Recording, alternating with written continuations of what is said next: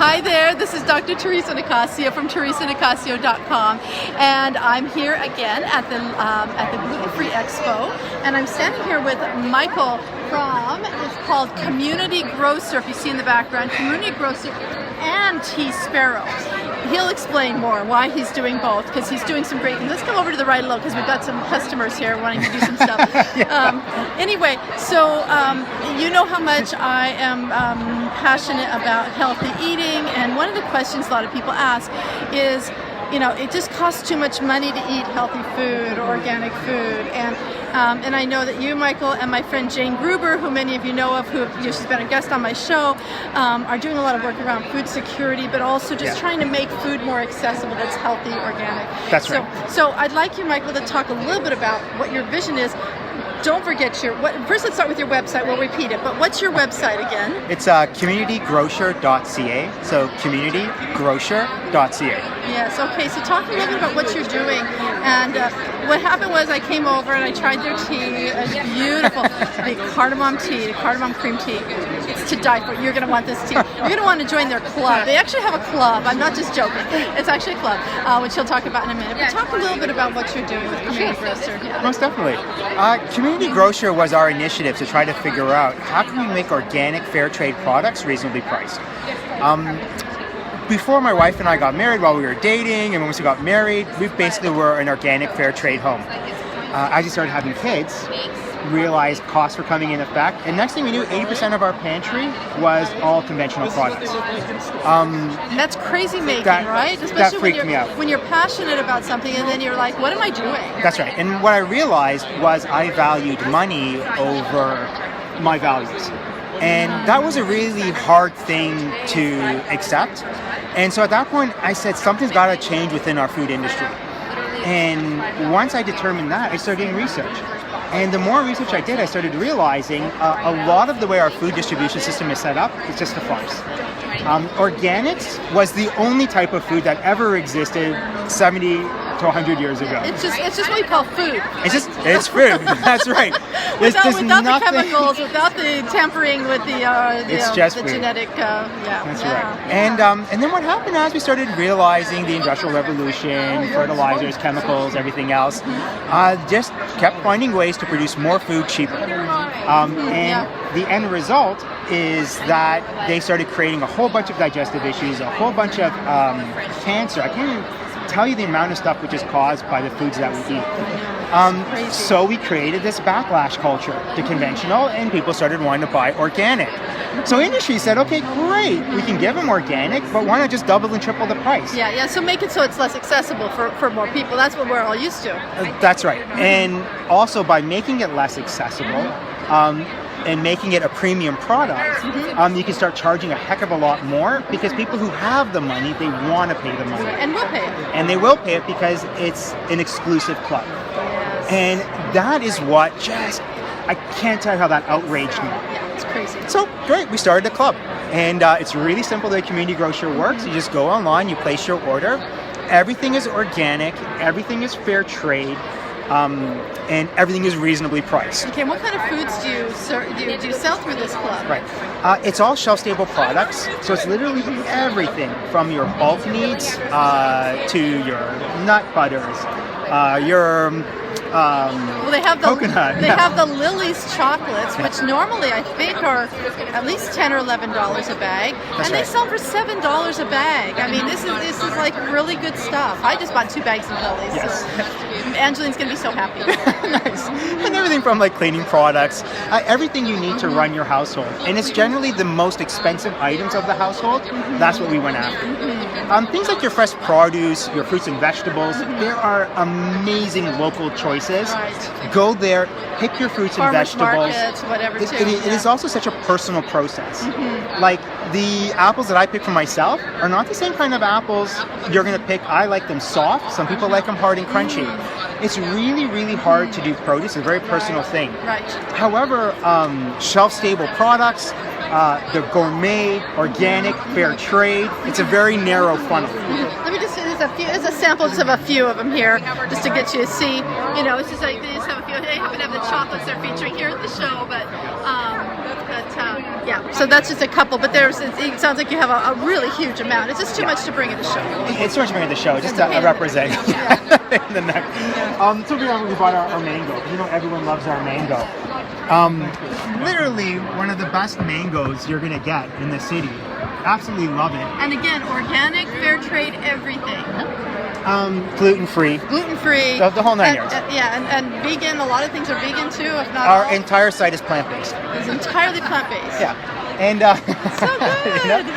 you know? And the idea behind it is like normally a bag of organic, fair trade, premium gourmet mango slices. Unsulfured, whatever. It's generally $27 to $30 for 500 grams. Community grocer price, $12. And we're making a profit. This is not a cooperative. This is not.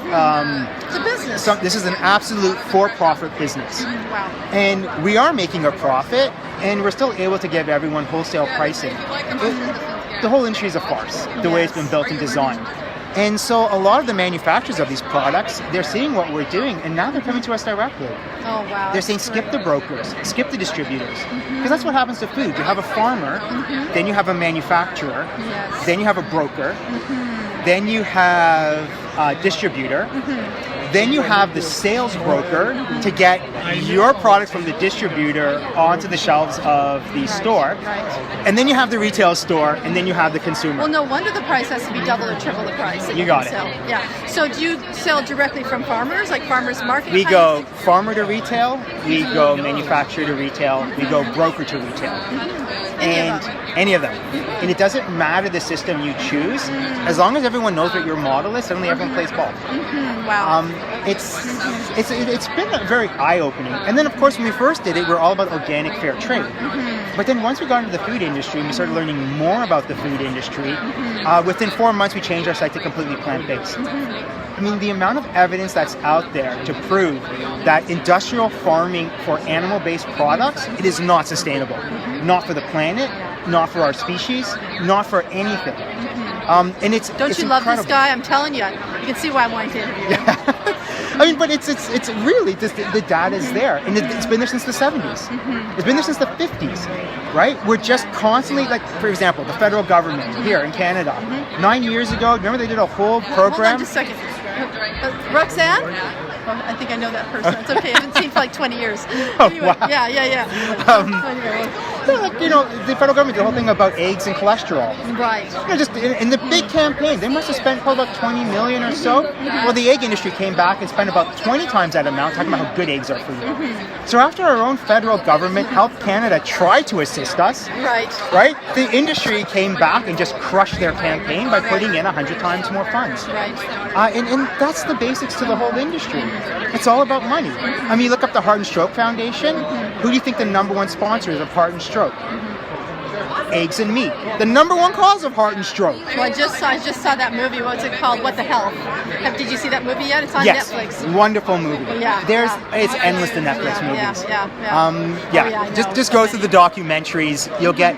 I mean, I love the documentaries, but if they're too emotionally swung, you know what I mean? People have a hard time hearing it. Yeah. And so what the health is incredible data. Yeah. The information is phenomenal. Oh, thanks.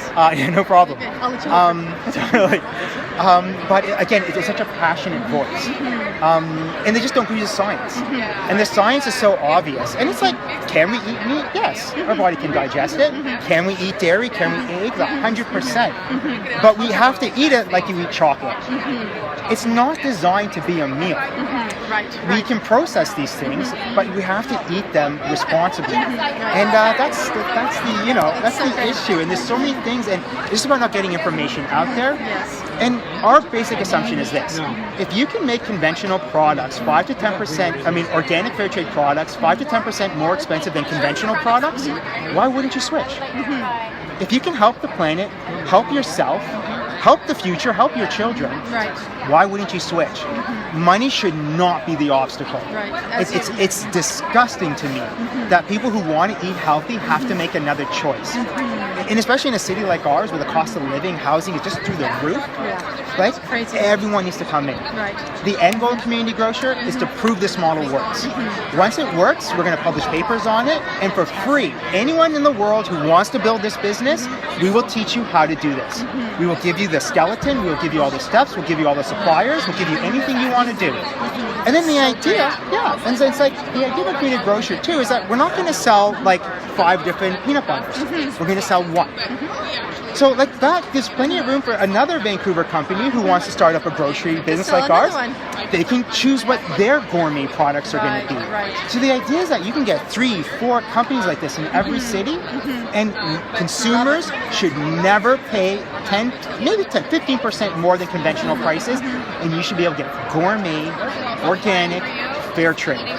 So basically what we're talking about is a revolution.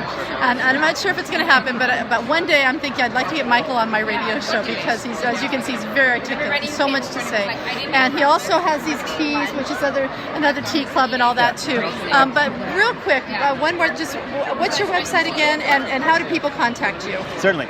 You can go to the website. It's www.communitygrocer, communitygrocer.ca.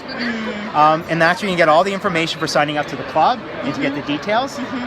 If you are listening to this, you can email me directly, michael@communitygrocer.com, and I'll set you up with coupon codes to make this as easy as possible. Oh my God. Yeah? No. What a sweetie. Come on, it's my pleasure. Bonus. Yeah. All right, great. Well, thank you so much, Michael. And thank you for doing what you're doing for taking the time. And you know what? Thank you for giving us a voice. Absolutely. You give companies like ours a voice and a platform. We're going to make a difference. And that's how change happens. There's a lot of crafty entrepreneurs out there who are incredibly smart and intelligent, who can figure out how to redesign the industry. But it's hard for us to do that and get the message out. So you're the other half of the puzzle. So thank you. It's so great. Yeah, it's huge. Wonderful. So I'm going to let you get back to it. And